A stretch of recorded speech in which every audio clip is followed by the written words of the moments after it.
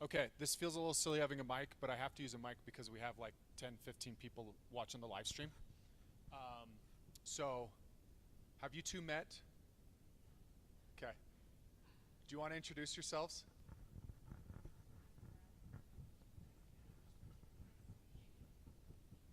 Okay. And Joe, what is your product? Okay, this feels a little silly having a mic, but I have to use a mic because we have like 10, 15 people watching the live stream. Love it. Love it. So, Laura? have you two met? Okay. Okay, cool. Do you want to introduce yourselves? For those of you watching at home, feel free to drop in the chat your name, your company, what you're making. And we are Joe, working what on is some your additional product? Okay, ways this to feels a little make silly the having a mic, but I interaction have to use a mic work because we better have like online, 10, but it is 15 best- people the best watching the live experience will stream. be in person. Love it. Love it. So Laura? tonight might feel a Have little you two intense met? with a small group, but that's okay. Okay. And I just realized I have my notes. Do you want to introduce yourselves? For those of you watching at home, feel free to drop in the chat your name, your company, what you're making. And We are okay, working so on for some those of you additional that are ways to watching, make silly I'm having a assuming mic, but I everybody have here to use has my filled mic out the because we have onboarding like form, but if 10 you haven't, people the watching the live stream. the main reason I would say to fill this out is So because you get to tell us have you stuff two that met? you really want to learn or cover. Okay. And I Over just the realized I next have my few notes. weeks. Do you want to introduce yourselves? So if you don't for fill those of that you out, watching don't at say home, that. We feel do have free a to survey drop in going the out chat after tonight's your class name, your company, what you're that will making. also kind of address that. And We are okay, working so on let's some see. additional Okay, ways that are to watching. silly I'm having a assuming mic, but I everybody have here to use has my filled mic out the because we have onboarding like form, but if 15 you haven't, people All right, so this watching the live course, stream. the main reason I would say to fill this out is so because you get to tell us have you stuff two that met? you It's really kind of like want a to full learn or circle cover. moment for me. I was And I involved just realized I in have my a notes. Do you wanna introduce e-commerce yourself? school. So if you Was it 6 years ago, Josh? I feel like 7 years ago, pre-COVID, called Tangible. It was one of the coolest experiences I've ever had as like an instructor because it was very hands-on. You had 10, 20 brands in a room, everybody working together, sharing together, learning together. And so with a lot of the work that we do with Commerce Catalyst, events, pulling people together, our Slack group, this feels like a natural kind of next step for us is to start testing this model. So the reason this is free is because you're a little bit of a guinea pig. However, there's a lot of thought and experience put into this course between myself, Bomi, and Josh, who's here. He actually has a degree in experiential design. He's absolutely incredible and has helped us lay out a lot of this course. He helped do Tangible years ago.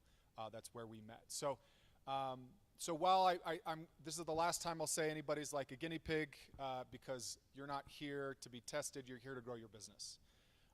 And so the culmination of this is everyone that was accepted into the program is eligible for our pitch competition in August. At the end of the course, we will select 10 brands out of the 30 that were accepted to participate for a chance of winning $25,000 in cash. Last year's winners were Tough Pops, Daily Shade, and Bonobo Baby. Oh wait, did I get okay. Sorry, there's sometimes there's too many baby companies in my head. I have an 18-month-old too. It just makes things I'm a little biased now towards baby products. Oh well. Okay, so with all that being said, that is kind of like I know one of the great things in store potentially, but the main opportunity now is if you're working in your business regularly, consistently, this course is set up to try to arm you with several things. The first is information. So giving you rundowns from industry experts on email, on influencer marketing, on website. We have an incredible speaker, Karen, tonight, will be talking about messaging and brand positioning. She's the former CMO of Chatbooks, okay? She's absolutely incredible. So that's number one, is giving you information. Number two is then also connecting you to these experts. So via email or Slack, which we will get finally finished as well, you'll also be able to ask these people questions. See if you can get a call with them to help work on your brand. Okay, so that's part of the first one. The thing that I think is most powerful and why I would stress if at least during the next 9-10 weeks, if you have a chance to try to come to at least several of these is meeting other brands that are on a similar journey as you are. So you'll meet somebody who's just getting started. You'll meet somebody who's farther along than you are. You'll meet somebody who's trying TikTok Shop, somebody who started on Etsy. There's so much diversity in the brands that are part of this course that you're going to meet a lot of people that you can then now become your buddies. You can rely on each other, ask questions, share resources. I think, honestly, as much as I'd like to say that me and the speakers that we have set up for you are the secret sauce, honestly, the truth is the secret sauce is you. You're already living in the trenches trying to figure this stuff out. You're going to be armed with a lot of other incredible women that are doing the same thing. So that's why I say stress. If you can come in, that's great. But I do get it. It's a night, weeknight, school. We'll have summer coming up, traffic, all those things. That's why we're live streaming, because we still want you to get some value. So just from a structure standpoint, and we'll actually be able to cruise through this a little bit. We book 2 hours, but we always like ending early. But the curriculum that we have set up so far is we're going to be doing brand messaging and positioning tonight. Next week, we're going to be talking about offer strategy, like how you sell something on your website, as well as just generally walking through solid website fundamentals. We've got Caitlin Brannigan coming in. She's worked at Dime, Baltic Born. She's incredibly intelligent. She's going to walk through like some CRO stuff, what you should be doing on your website. And I'm actually going to be talking about offer testing. That's a ton of what I do in my job, in my consulting career. And again, all of this is really going to be geared towards something that's hands-on, actionable. We're not going to be talking about building a really incredibly complex quiz funnel, although that might be something you could do down the road. We're going to be talking about how you get emails. We're going to be talking about how you make sure your product is discovered, how add to cart's really easy. There's a simple upsell, right? We're going with fundamentals in that. The week after that, we'll be doing email and SMS. So next week is offer and website. The week after that is email and SMS. We're going to be talking through email flows for your site and email campaign strategies for your existing subscribers. We're going to be dabbling with SMS there a little bit. And the week after that, we'll be getting into influencer marketing and TikTok Shop, because I know if you're not thinking about that, I don't know what rock you've been living on. It's definitely something to be thinking about. It's not always the right choice, but it's definitely something to be thinking about. And then the week after that, we'll be doing retail. And so my goal there is to be thinking about prepping for big box retailers, but also how you can get traction with smaller retailers. So getting in some just 5 doors, a local spa, a chiropractor's office, depending on what you're selling, right? So that's our lineup up for the next 4 weeks, 5 weeks, I think, including today. So as part of the follow-up, if you have specific topics that I have not mentioned, please make sure we hear about them. We have a list of things we want to go through, but I really want this course to be helpful and useful, not, hey, this is what Matt thinks it takes to grow a brand, and that's what we're covering every week. So, okay. That's our welcome and course overview. Okay, so introductions. We just did introductions here. We have a small group here, so we're going to kind of breeze through those. Do we have people in the chat that are dropping their names? Okay. All right. Awesome. Let's try reading some of those out. Or you want to read some of those out to me? Or okay, so we've got... The audio is overlapping. Is that fixed? Okay. All right, so we've got Kimber Crandall from Pearl Pop, Sarah Swimwear, luxury plus-size swim and resort wear. We've got Jill with Red Sprite hats and beanies you can put on when your hair is already up. Oh, yeah, I remember seeing this one. Okay. Jenny at Mommy's, design accessories to the breast pump to improve breast pump performance. Amy's the founder of Quail Street, whole grain baking. Lydia is founder of Batched. She's working on brownies. Okay. Hi, Karen. I just teased your session a little bit. I'm glad you're here. We're going to be going a little bit faster because our group here's smaller, so we don't have as much networking stuff, but we do have a group big enough to do a few of these things. So, okay. So this is an icebreaker activity. It's going to be a little bit different because we don't have a bunch of people here to stand. Oh, yeah, here's my welcome stuff.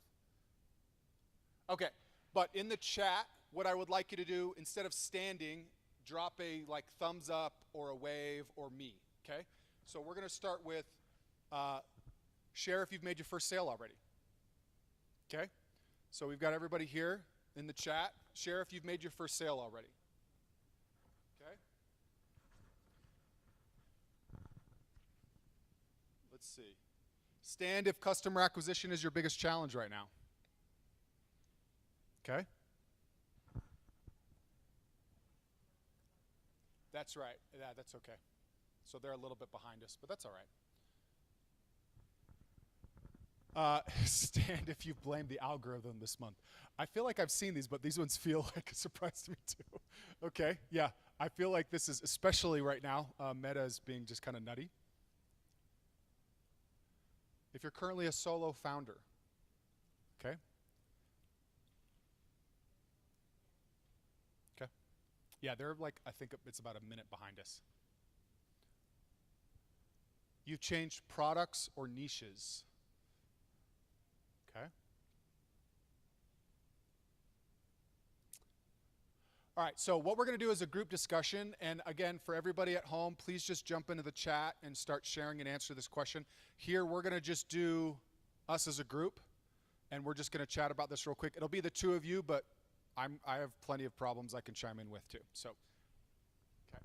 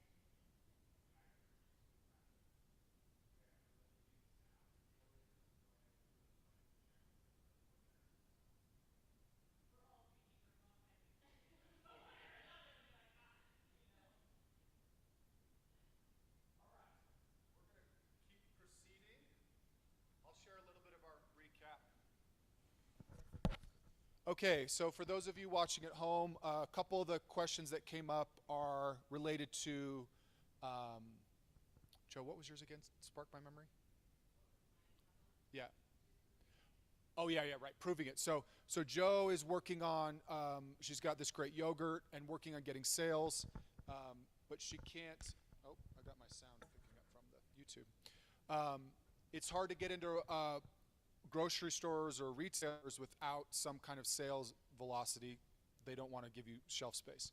So we were talking. That's how Pinners came up. So talking about local conferences, Pinners, FitCon.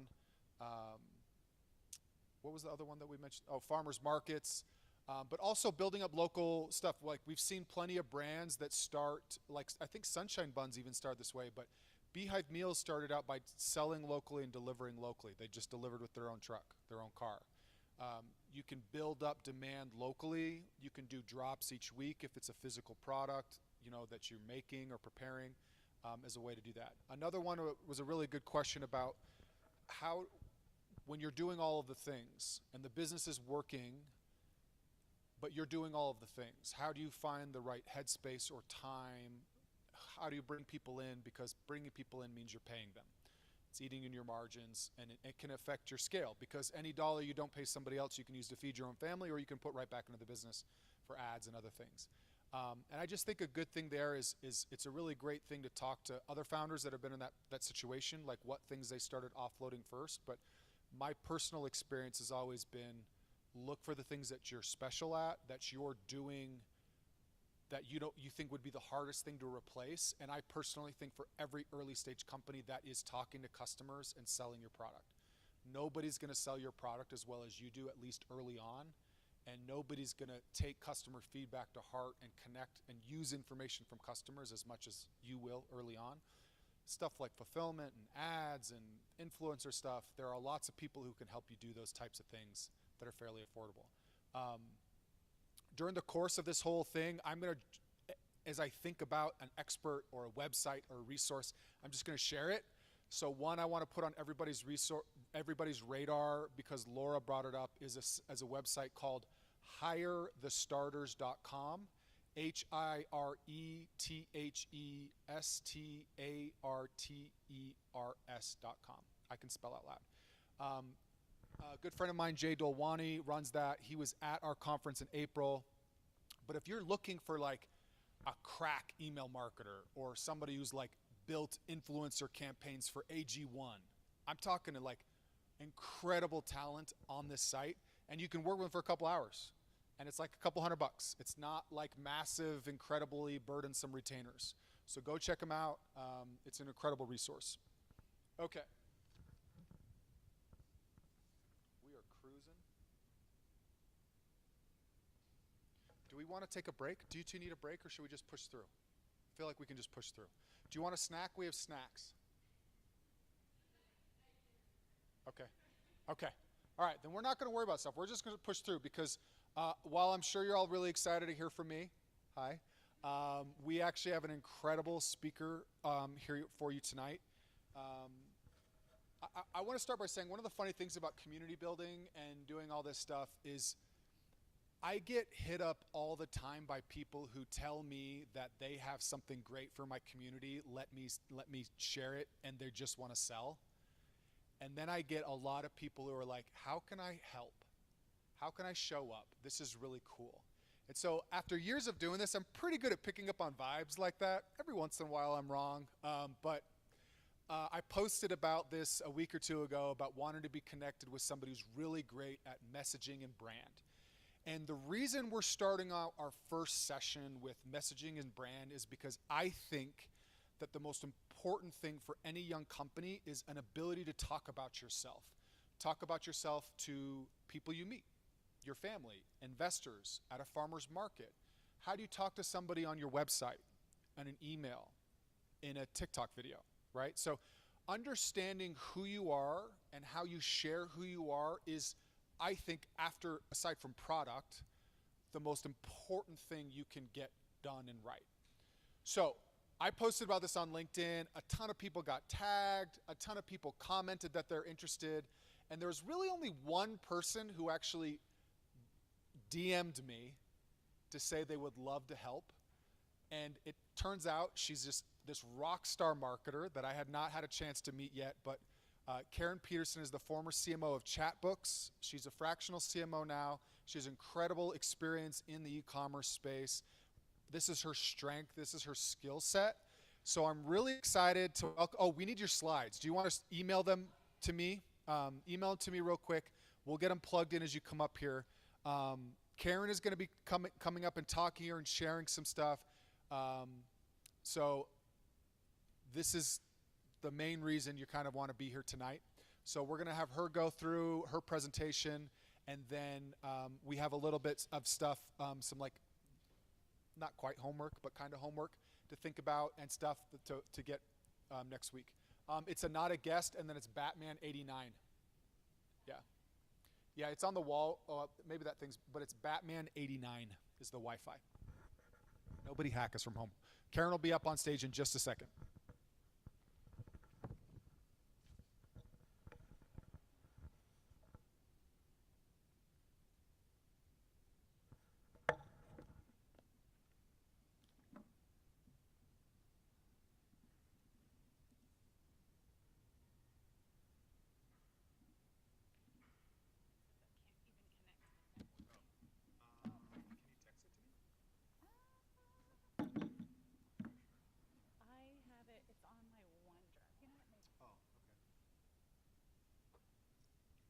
Actually, didn't we before? Did we just switch it? I think we can have you take it over. It wouldn't show on the Oh, it won't show on the screen. Yeah. Yeah, you're right. Okay. Sorry. All right. okay. We'll figure it out really quick. Can't connect to the network. I was even just trying to use my own hotspot, maybe. Or can you airdrop it to me? Oh, it's a PC. Oh, no, you can't. It just looks so sleek. I know. Everybody, people judge me. It's fine. Let me see. So is it a not a guest? Yes. Let me try one more time. And no lowercase. It's just all lowercase. All lowercase. Batman. The 8. lady is. Okay. Okay. Okay. There we go.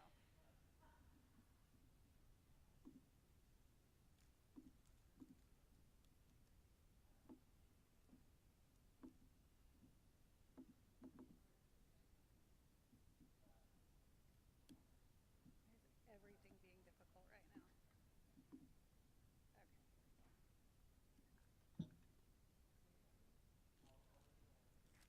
I'm just trying to think which email we used. I can just tell you. Was it? Well, I mean, I'm just looking to see what. Oh, okay, here. We'll just do it. It doesn't matter. I'll just do it like here. Hello. You guys, what is happening? We thought we'd have at least 10 people in person, so we thought we'd have a break, and then we would have figured this out. So it's okay. Sorry. No, it's not your fault. We're just rolling with the punches here. We have 10 people live streaming. Oh, amazing. And there'll be more people that watch it later that couldn't make it. There were some. I should have just come way down earlier. But I was at the Convoy event. Okay, so Matt. Oh yes, Matt at Catalyst, right? Yep,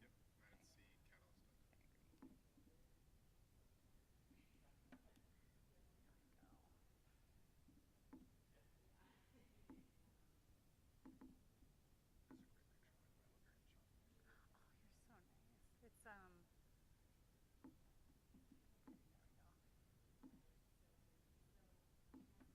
This is a great picture, by the way. I love your headshot. Oh, you're so nice. It's Microsoft is not as friendly. Here we go. We've done it. Okay, I'll send you one too. I don't know if they want the slides. So the worksheet I have is actually a follow-up because it's kind of the content. So we'll email it afterwards. And then Did the email go through? let's see, it should hopefully. And then if they want my slides, I'll give them a clean one because I pulled it in from Claude, so it has all these speaker notes that I haven't even looked at the speaker notes. I can only imagine what it says. Did it come through? Just refresh it. Make sure. Check the email you sent to.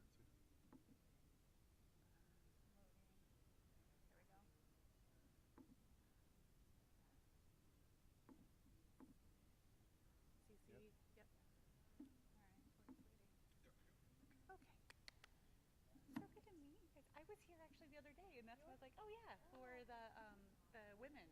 Yes. Okay. I should have come up and introduced. I wasn't even connecting. That. You met Caitlin when you were there, right? Did you introduce yourself to Caitlin? I did. Yes. All right, this is loading. Okay. Perfect. Okay. Great. I think tide will be okay just because it's the interaction piece will be kind of whacked. Well, we're all new to this live stream stuff. Stop.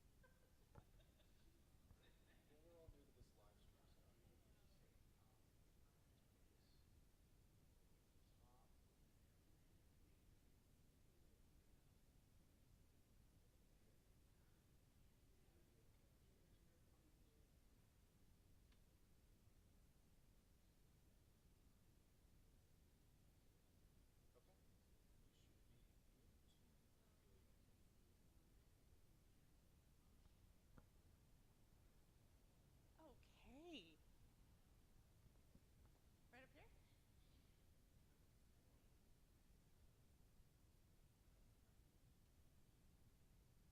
Oh, do you have a clicker? Oh, yes, you do. I think about that. And be sure to, yeah, introduce yourself again. Awesome. Okay. Are we good? We're just checking technical. Awesome. Okay. So I'm super happy to be here tonight. I love supporting founders, especially female founders. I'm like, the list is so impressive.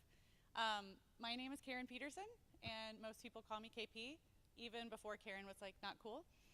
But I spent my career, a big chunk of my career at Ancestry early on, and grew that company all the way up to $1 billion valuation, and then started taking that knowledge and going back to earlier stage companies. So I've lucky to have been a 4-time CMO, most recently at Chatbook. So I spent a lot of my career in B2C and e-commerce.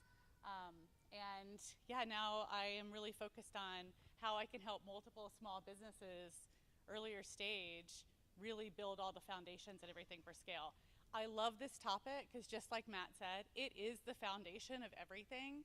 And I like to kind of dispel some of the stigma around brand, and that's what we're going to talk about, and also make sure that we get into some really actionable things that you can do.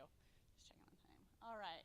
So first question would be, why would someone choose your brand over a cheaper or more convenient alternative? And it's a powerful question because even if you're not pricing in a competitive way, that's not your differentiator. It's one of those moments where when somebody goes to a shelf, how do they decide? And people decide on a lot of factors that are not all logic. So when it happens early on, a lot of times founders are trying to market before you fully understand. And I fully believe in the speed of learning. And sometimes you don't know until you get into it and try. But this is one of those questions in the back of your mind you have to be thinking about, like, why will a customer choose me? So what brand is and what brand isn't? So, oh, there's missing stuff on my slide completely at the top, but it's okay. I can tell you, it's like, I think it's really faint. What a brand is not, it's not a logo.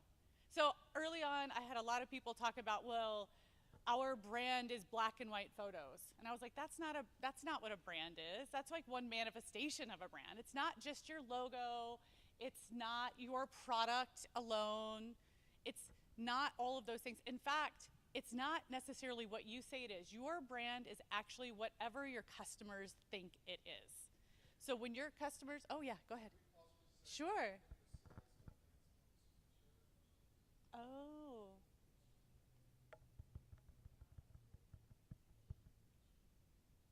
If I do it different, maybe.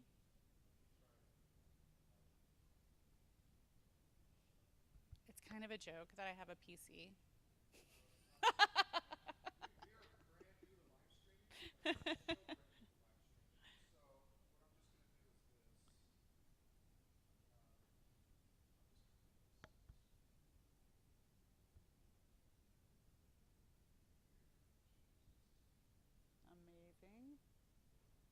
It looks so legit. Like I should sing a song. I definitely should not sing. I'll just fill in here for a second. A couple of the things too. So everyone, I won't make assumptions, but people know the Ancestry brand.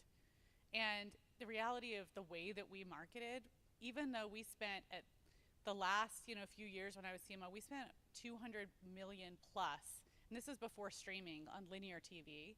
And it's a perfect example of we did not think about that as brand media. We measured it within a 5-minute window of every single person coming to the website and whether or not they registered. And it just developed in me this concept that brand does not have to be fluffy or soft or something that you can't define. You can really, really invest in a very powerful way. Like we just talked about, like how can you do it in a very thoughtful way, and stepping into it in a way that you have clarity around who your customer is and what you're doing will allow you to have a lot more confidence in doing that. So it's all just a bit of a process to get there. But I love to think about the fact that if you're not in the room, what would customers say about you? That's really what your brand manifests. Because you can say all day long if you feel like you're a premium brand, but when you're not in the room, if people don't see it that same way, that's really what your brand is and how it's showing up in the world. And our job is to influence it as much as we possibly can in everything we do. And every single touch point that we have actually dictates the brand. So if you have eventually or now customer success, someone on the phone talking, that represents your brand. How do they show up if someone gives you a bad review, they want to return? That represents your brand. It's not just your homepage and your ads, it's how you show up in the world. So every touch point across everything is not just a scary thing, but an opportunity to develop in a way that represents who you are and what you want it to be, that kind of influence.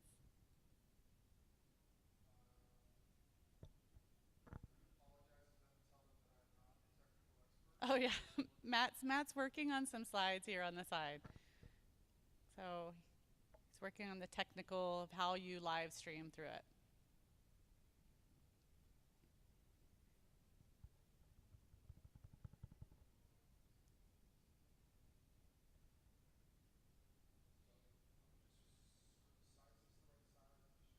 Yeah.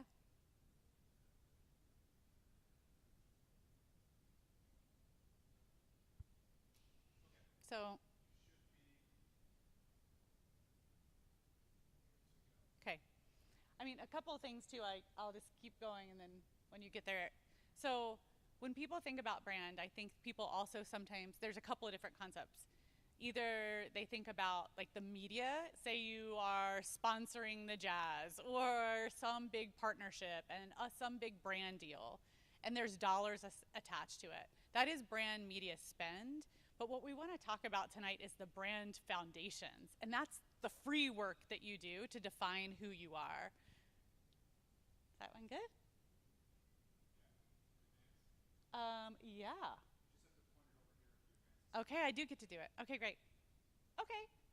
So we've kind of this a little bit, but I just keep wanting to emphasize that brand is not the fluff. That is not how I work at all. Everything is very revenue related. And if you look at some of the numbers, they become very real. So of D2C revenue, 60% come from repeat purchasers. So when you think about the first experience they have, it dictates their next experience. Retention is usually built up front in your first interaction with a brand. Like that very first experience is often how they decide whether or not they're going to buy from you again. So it's super helpful to think down the road about what that looks like. And then as everybody knows, we just talked about acquisition costs and algorithms and everything else. Acquisition is getting more and more expensive. And Google has even shown, they've done a lot of research that shows that when you spend and develop your brand appropriately, that your performance media also improves in efficiency.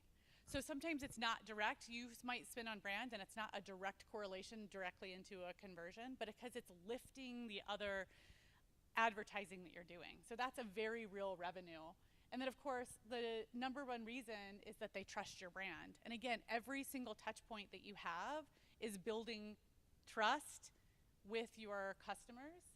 And most people, by the time there's, you know, the standing metric right now is that you have to see it at least 7 times. I've heard 10, I've heard much more, but definitely a minimum threshold that people have to experience you before they start to make those connections. And by the time that someone clicks, your best customer has already interacted you and is clicking because they have decided they want to take action or go into the next step. So all of those touch points matter. All of the things that you put out will help you build that trust in who you are. Okay, so brand does really 4 jobs. There's at least these 4 buckets that are really helpful to think about. It helps when you're chosen between 2 different brands, especially if the pricing or the product are similar. And we can give lots of examples of this, but my daughter today was just telling me she's on the road and traveling and they missed all of the boutique coffee shops on the road. And she didn't want to stop anywhere at a chain because it doesn't represent who she is and who she thinks about. So that's one of those chosen moments. Like, how do you choose between 2 things that are actually similar? Remembered, this is when they come back to you. And so there's a lot of the marketing and things that you can do to drive repeat purchasers and them to come back. But the best, most loyal customers, they remember you no matter what when they need you. And that helps, everything helps and drives down to efficiency with how you're spending. Referred, again, everyone knows your best channel is word of mouth when everybody else is referring you and bringing in those customers for you. And they start describing you in words that would make you proud. They describe you in the way that you would want to describe yourself. And then this forgiven, this is when you can really tell how loyal someone is to a brand, is when something goes wrong, when they're out of stock, if something happens in the news, if they have a price increase. Those moments are what really shines through if you've developed a brand that people feel loyalty and connection to. They're very forgiving of brands that they love. It's like a trusted friend. Okay. I love to talk about this example because Liquid Death has just killed it. And let me just say, what I'm not meaning is that everyone has to come out with this kind of bold brand. Be you and who you are authentically. But Evian has been selling water for 100 years. And then in just 5 years, Liquid Death went to 333 million. It's crazy. And it's because they were so clear about who they were and how they talk and where they were going to show up, and it was pervasive across their website, on their cans, and everywhere. They were just absolutely consistent about their brand promise, and it was unmistakable. So even for me as a consumer, when I buy a can of water with a hint of lime for $3, I'm dying inside. But as a marketer, I think what they have done is incredible, and it's so inspiring. And it's a perfect example of this isn't your brand and how you need to show up, but owning it in that unmistakable way where you stand up and make it pervasive in all of your touch points because you know who you are. Then you can have this kind of standout success. So a couple of very specific things that we can get into that help you know how to put the customer first, and some questions. If you can answer these questions very cleanly, and even if you can't tonight, it's a good exercise to think about how you would answer these questions. Talk to other people. I have even a couple of tools. I will send you all of these, by the way, afterwards as well, but let's think about what these first 3 questions are. So first, your customer. Who is this really for?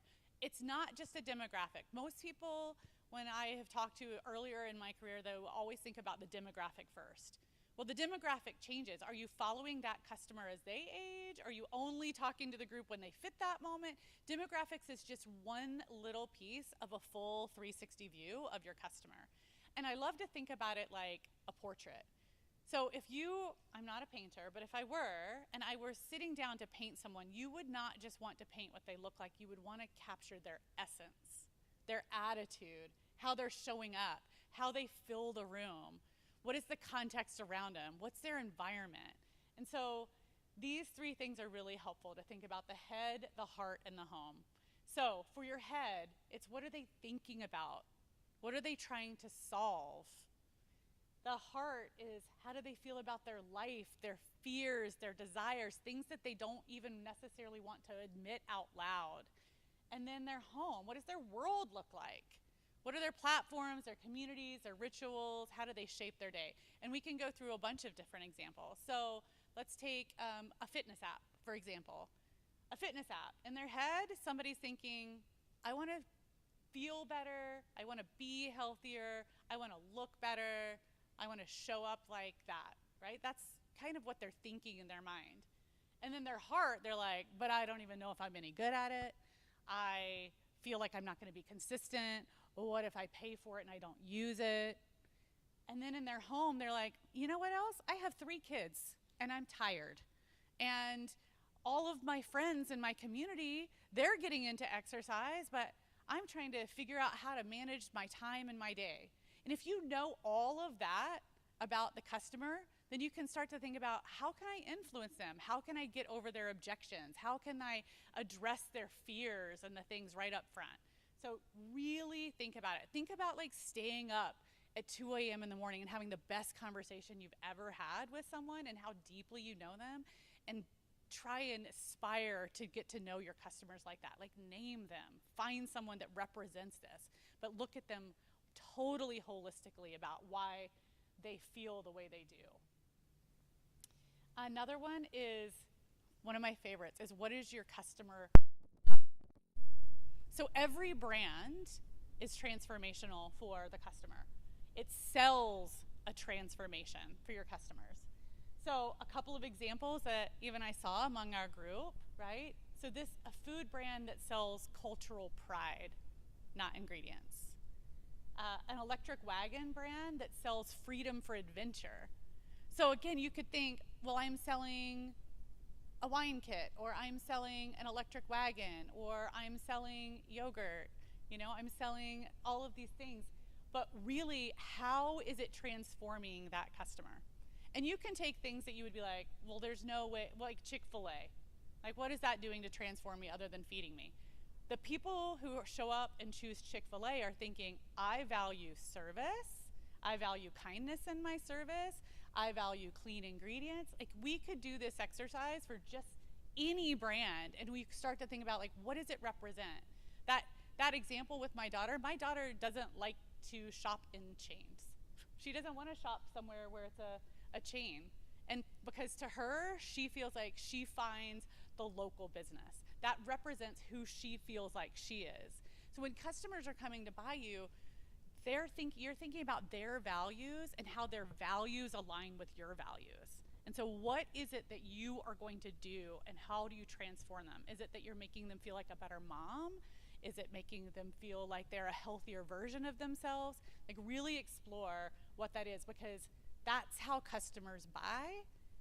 They buy on emotion and then basically justify it with logic. And this next one is, why should they believe you? What is unique to you? And you don't have to pick all of these. Pick 1 or 2 that is you, but lean into it and own it, because it's true and authentic, and people love to feel like they're connecting with something true and authentic. So it could be your story. It could be why you came up with the product and the reason behind it, what developed the brand, what's your founder story, what is that whole reason for existing, like what motivated it. Even among this group, I've seen some really powerful inspiration around what started the concept. If that's you, awesome. If it's not, that's okay. There's others. Think about your proof, right? When you're starting to get traction with wholesale buyers, or you're into certain big stores, like those are proofs of concept that will help you with other customers. So lean into if there are proof, those credentials. If you have medical backing, if you have education around it, like if there's other kind of proof and value points, use them. Like what is it for your particular brand? Sourcing is often one that really stands out. Like, where did it come from? Is it around clean ingredients? Is there a story from the location that you found it from? Again, if it's yours, and also just your point of view. Like what is it that your value, your belief, you know, and you can think of so many brands that this has happened. Cotopaxi, right? Cotopaxi is so well known. It's one of many outdoor gear companies, but they have such a firm foundation in what they stand for and how they want to give back, that is their unique positioning and an amazing founder story. He has been very out and vocal and visible in the market because of what he represents and why he came up with Cotopaxi in the first place. Like these are examples. It will be yours. Find what yours is uniquely and own that and be really proud and showcase it. So these are just a couple, again, I just wanted to leave some tools. Everybody's using AI in just a million different ways. And even if you're early stage, even if you are pre-launch, again, I'll send you like the deeper prompts, so don't worry about that. But these are things that are like, what can you do? Keep asking, because you definitely want to do research. If you can, and you have a live customer, you want to do your post-purchase surveys, you can put things in there, you can reach out to customers, but also use what is out and around and ask in really interesting ways. Find out what customers are actually saying, like the words that they use. And if you're looking at reviews, for example, be really thoughtful about like, don't pick the 5-star ones, don't pick the 1-star ones, pick the ones that are like 3-star. Like there's different ways to kind of go at it. Even if you haven't launched, look at competitors. And who are you competing against? Even if you're developing something new in a category, a customer is still making a choice between what you have and either no time, or it's yours versus money. There's always a choice to be made.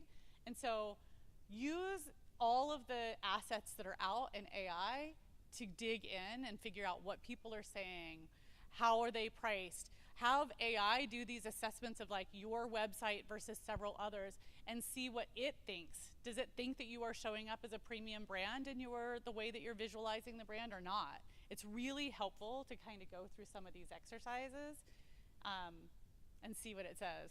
I don't always agree, but it's another tool in your toolbox to think through. And then really importantly, obviously, is this positioning statement. And it kind of sometimes seems silly to have to like force yourself into this model, but it's super helpful. I hope it's okay. I pulled on Sarah Swimmer because she had done so much in developing the customer concept. But a perfect example, so if you're thinking the brand, the category, the specific buyer, and the situation. And so Sarah Swimwear is the only luxury swimwear for plus size women who've been treated as an afterthought by fashion brands so they can finally show up at the pool feeling like themselves. Now I wrote that. It might not be exactly how she would write it, but when I was looking at everything that she'd submitted and the website, I thought, this is unique, this is different, right? And the transformation is there. Plus, you want to show up just as confident as you are anywhere you are. And this is a category of specific buyers that don't have as many options. So if we go through the exercise of writing out your positioning draft, exactly who you are, what your category is, and who you stand for, like this can become such a grounding foundation for all of your work. Ah, love it. I love it. Thank you. Because it was really well done, and I've been really impressed that the website really leaned into the feeling and the transformation that she wanted the customers to have. And so that's super powerful. I have like breezed through because I partly didn't know there'd be some interactions or some questions. So we'll definitely take some questions, but we're almost done. We can go back. But I just, again, Matt led this up so well, but brand is not the decorations. It's not just the pictures. Like all of that is a manifestation about how you want to show up and who you want to be. But really digging in, and it gives you confidence because as soon as you build these kind of brand foundations and you get really consistent, if you can tell someone in an elevator exactly who you are in a few seconds, and you start to say the same words over and over again, it means something. And then when other people talk about you, if there's the same words, you know you're doing it right. Be thoughtful about how you want to show up and who you want to stand for, because that is why people will buy. And it is true revenue. Like, it isn't a fluffy thing on the side that only certain people think about. This is the foundation that helps you make very confident decisions as you're growing. And it is the reason why your numbers start to look the way they do and that your marketing works. Okay, and that's it. And I just thought, you know, if you guys are doing this exercise, feel free to send it to me. I'll give you feedback on your positioning statement or the questions or even your website. If you're interested in that kind of experience, just send it to me in an email, and I'll definitely give you feedback. It's really helpful, I think, sometimes to bounce ideas off of each other. So. I dropped a question prompt in the chat, so we'll see. But Joe, Yeah.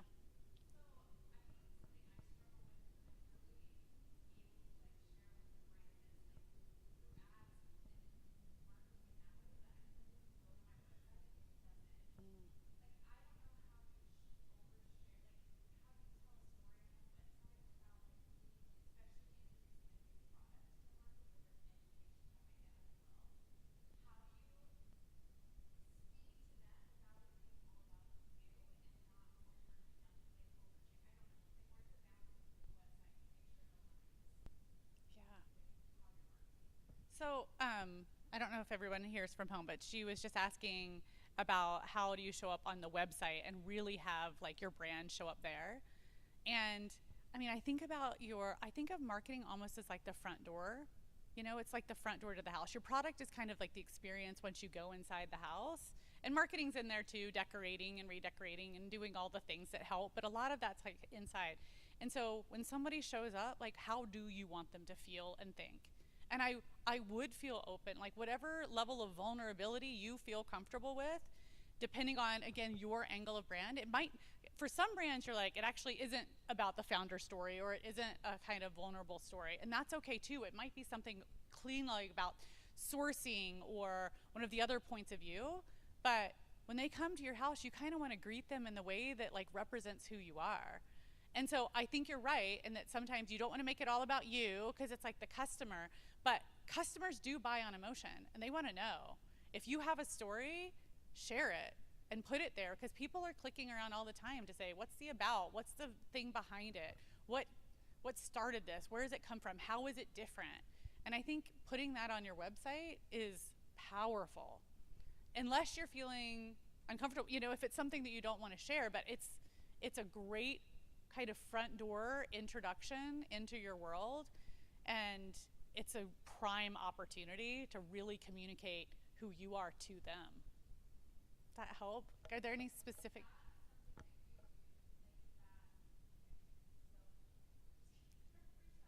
Oh yes, sorry, I was like, yes, specific, yes. Yeah, just because it's helpful to, I think, have kind of an outside perspective, right? Because you do get so close to it sometimes that you do wonder. I mean, this is why it's so interesting of an exercise, and if it is out in the world, and again, AI is one tool. Clearly you want to talk to humans as much as you can and people in your community and any customers that are enacted, but it's really helpful because you have it so clearly in your mind and you want to know how they're perceiving you, because that's kind of where your brand lives, in that perception world. And so it's helpful to kind of bounce ideas off of people clean. There's a good example I think about all the time through the years, and I've kind of driven some of my creative directors crazy that I've worked with, but typically, and a lot of times in a process, a creative director will create all of the designs, and then they want to sit down in a room with you and walk you through the design and the why and what they were thinking. And I have always forced them to say, give it to me first, because the customer isn't going to hear your explanation. They don't know. They don't know why. So I need it clean. I want it cold. I want to experience it just like a customer is going to experience it. And then I would love, out of respect, like, help me walk through it and how these decisions, if I have questions on it. And sometimes I get why, because there's additional context. But a customer experiences it cold. We want to experience it kind of cold like that too, and see what the interaction is. It's a very helpful thing to have people who are totally outside of your world. And you don't want that echo chamber where it's like, everybody thinks like you, everybody loves you, and they're going to tell you what you want to hear, you know? So that's a really good one. Yeah.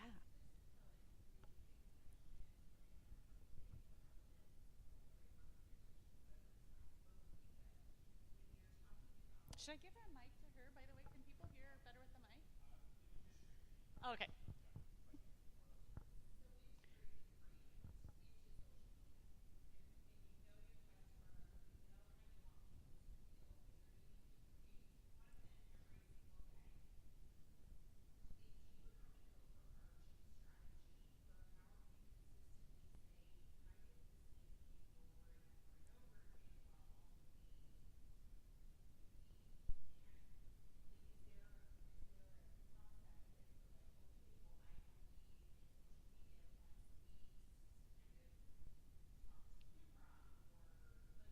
Yeah.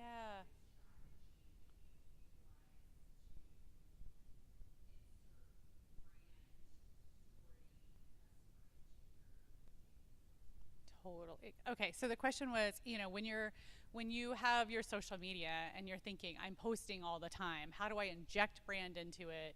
How do I be differentiated and a little unique, especially when you're posting kind of regularly, right? And how do you decide? Okay, so a couple of thoughts on that. So one is, in a way, it's a slight nuance, but it's almost like you don't even have to inject your brand. It is the brand. It represents the brand when you show up on social media and all of your ads. It is basically reflecting the brand, you know? And so so a couple of ideas is one, when you kind of go through this exercise, and I will tell you by design, you should write it down. You should not, I would just encourage you not just to like look at this and think about it, write it down. Like it is a completely powerful, game-changing exercise when you take the minute to write it down.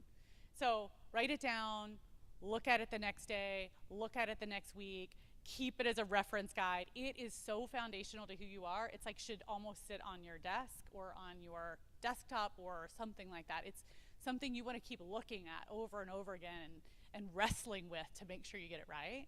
So that's one. So write it down. And then once you do, then you start to you can build a little bit of your own content calendar. You know the pillars that work within how you want to show up in the world. And having that framework is almost like a bit of it's not just a tactic, but it's a way to help you make the decisions about what you're going to post about when you've already decided in advance, like, I care about these 3 things and I'm really into my founder story and I want them to know where my ingredients come from and I want to share like transformational customer stories. Maybe those are like 3 areas you want to do. And then once you know, then you can kind of build a calendar that helps take the ease off of every single decision you're making. As a founder, I mean, truly, even in my own like this business, it's like, what can I do to like take the pressure off of every decision I'm making? How can I make a decision in advance that relieves that stress? So that would be one area. It's kind of go through this process, write it down, think about how you want to show up and what represents it, and then do it. The second piece about it is we feel like we're saying the same thing over and over and over again. And almost like gets to the point where we're like, am I repeating myself too much? But the customers don't see it that way. They're skimming emails. Sometimes they only look at a subject line. They've barely seen an impression on the side. They might have rolled past your Instagram reel. Like they're seeing fractions of it, and actually the repetition builds the trust and the brand in their mind. That repetition is super powerful. So again, if I were with a friend and I just every single day said the same thing, you would like, they would die, right? But that's not the way it is with your marketing and your customers. They don't see it. They need the repetition. Like you kind of feel comfortable leaning into some of that kind of repetition over and over again on the things that you really stand for. So you don't have to like feel like every touch you have to really reinvent it and be really creative and different. The consistency of the touch points actually is the thing that kind of builds trust. And then you have your framework to work within so that you don't have to every day show up and be like, what am I going to do today? Like you're like, I'm going to pull from these things that I feel really passionately about and I want to communicate to the world. Does that help?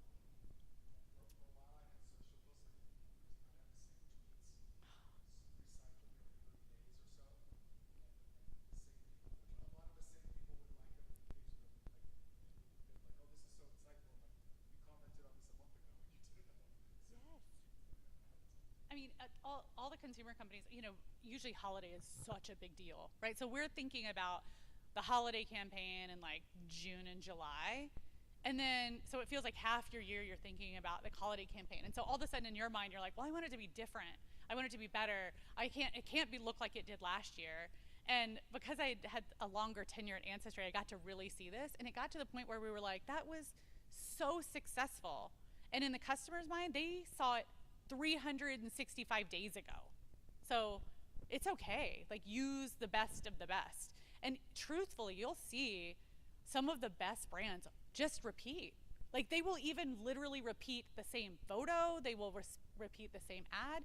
We had some ad campaigns that ran for years, and we would roll in within that framework. It was almost hard to tell them apart. We would roll in different stories within the exact same framework. And you know that you can keep doing it until the numbers shift. But if the numbers are good, again, the numbers are what tell you. One other, I think, thing that happens, we talked a second ago, like earlier about like founders, is that the biggest crime I think you can make as a marketer or as a founder is assuming that because you know it, that you know everything about your customer. That's like the crime, Especially like in a marketing world, a lot of times I would have a team and marketer would be like a super passionate customer and assume that all the other customers were just like them. And I always said, unless you're gonna buy $10 million of sales, unless you're gonna be the one who do it, you have to know what your customers want. And so these exercises of going out and asking, do it all the time.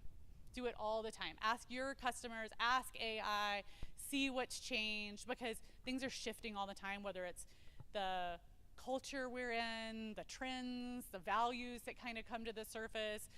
We could wake up tomorrow and Google's made a change that changes everything. Just constantly kind of ask and realize that even though you are designed it and you love it, you are not representative of everybody who's going to buy.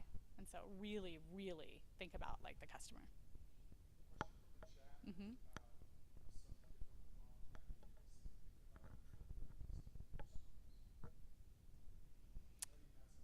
Yeah, I was going to say some of the ones that we talked about here, I would almost go back and say, again, I kind of go through and say, if you can answer these questions, you can start to develop a persona around a person.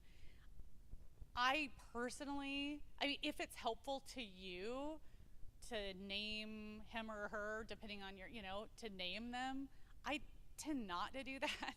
I haven't done that, because I like to I want to visualize what they are. I really want to think about them holistically, but I don't want to narrow too much on like one single person, because they're going to have different feelings and different motivations, and find what the commonalities are. But again, if that's a powerful exercise, totally do it. But I feel like if you can answer these questions about kind of your key ideal target customers, then that's how you're starting to develop who they are. And again, this one's so powerful around like what's different, because it is how they feel after they buy. Do they feel less guilty? Do they feel more confident? Do they feel like a better parent? Like what is it? Do they feel like they're like with Liquid Death? Why do you feel cooler when you have the Liquid Death can than like a Costco 25-cent, right? You anti or for? I love a Costco water bottle. Right? And see, and it's interesting because like that that's my favorite. That's my favorite. It like tastes good. But then there's also people who will choose or not choose your brand, because like there might be people who are like, I am happy with my water and I don't need to pay $3 for a water bottle. And it's like, that tells you something about your brand too, because you won't be for everyone. And that's okay. If you are literally for everyone, then you have not actually gone through the work to identify your key customer. It's okay to actually not be for some people, just as powerful it is to be like to know who you're for. Yeah.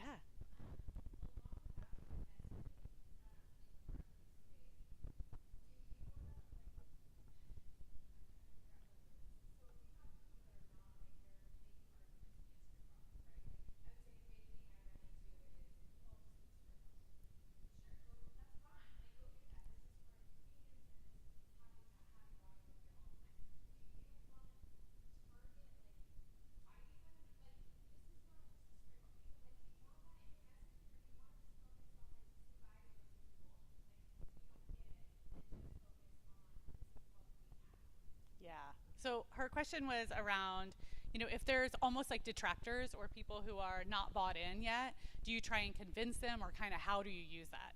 And I would say some brands actually have embraced it and they love their detractors, and they almost like use their detractors so that their love group is like, yes, you know what I mean? I'm for it. And so depending on your brand, whether that fits with your personality, you almost can be like, yeah, we are not for the people who carry around water bottles. Who carries around water bottles? But also we're not for you. Or you could just take that information and be like, actually all I care about is a world of positivity, and that's amazing too, and I'm like encouraging and positive, and I don't want to have that tone. And then you just know that information, and it can be part of like what you do when you're emphasizing the positives to your customers that love you and want you.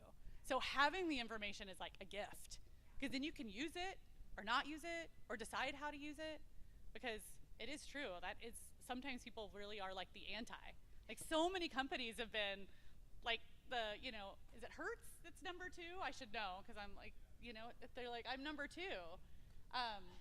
Or like I go to Bear Lake all the time, and Zips is my favorite restaurant, and they are like the newcomer on the market, and they just absolutely play on the fact that they are like not the best hamburger in town. And I just love that, because they took it and they made it into something fun, because that's what their brand is. Again, but if it fits your brand personality, then it works. If your brand personality is not that, that's okay. It's still helpful.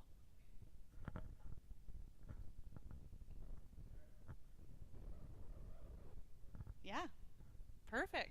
Thank you guys so much. Truly, if you need anything, I love to do it and I love to help. And I've just like, now I feel like I'm invested because I've looked at everybody. So send it. I'm happy to just give you some feedback on it if it's helpful. So thank you.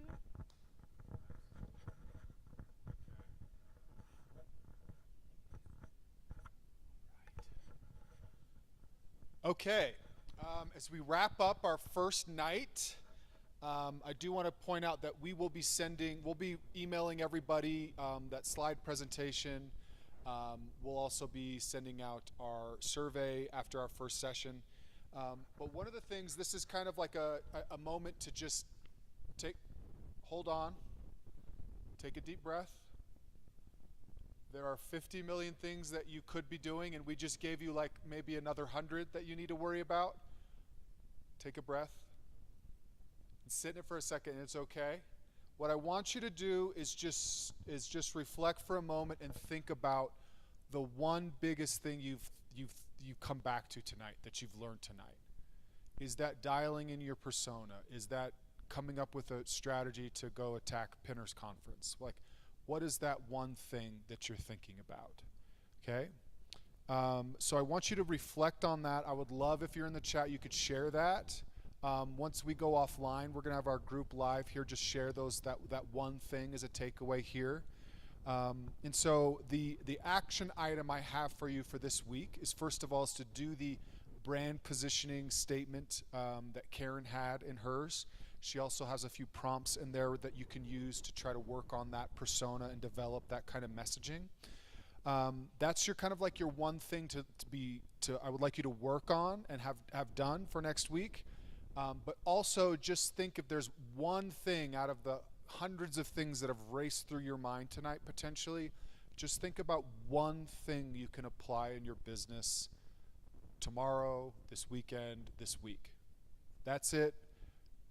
If you can get one thing done, then you have 2 or 3 after that you'd like to do, great, but just start with one and think about how you can do that. Even if that's something as simple as get that brand positioning statement done and try using that in some content. Literally saying, hi, I'm Matt from Commerce Catalyst. We're here because other events are stupid and you don't learn anything, right? So, and I make that a video and I'm going to post that on LinkedIn. I'm not really going to, because there's plenty of great events.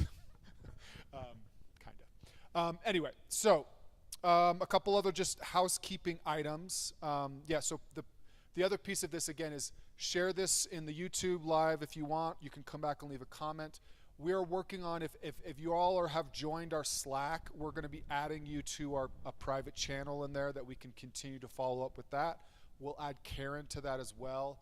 other group experts that we bring on. We will be sharing their contact info with you, and also adding them to the Slack group so they can be there for future questions, all those things. And if you didn't notice, Karen had a very, very generous offer at the end of her presentation. Literally email her what you're working on, what your questions are with branding. I would do it because, we don't know how much longer she's going to have a ton of free time. So, okay. I was just thinking about a job I need to talk to you about, Karen. Anyway, okay. All right. So that's all it for this week. Again, next week we are going to be going over offer strategy. I'm actually going to be leading that. We're going to go through a few simple designs around how you could position your product, but mainly thinking about how to sell a product online. It's really easy just to put a product there and have a price. How do we have the product feel like it's more than just something that's $20? And if you have a subscription product as well, we'll go a little bit deeper in some of those things too. And then we'll have Caitlin Brannigan going through website experiences. Okay, so she's going to be talking about what you should be setting up, simple tests, things you should be monitoring. Again, all of this is not like, hey, now you need to go hire a CRO agency. It's like, no, this is something you can check in on and manage periodically, have the fundamentals in place. For those of you that are here in Utah, again, I would highly stress coming out. You get to ask more questions. There's a little bit of a different vibe in person, but we will be looking at some ways to make the online pretty interactive for you all too. So that's it for this week. We'll see you online and here again next week. I saved it.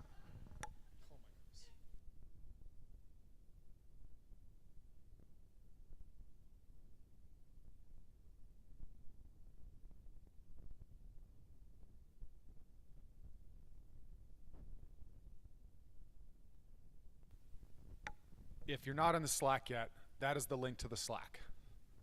Is that the type form or is that just the actual Slack? Okay.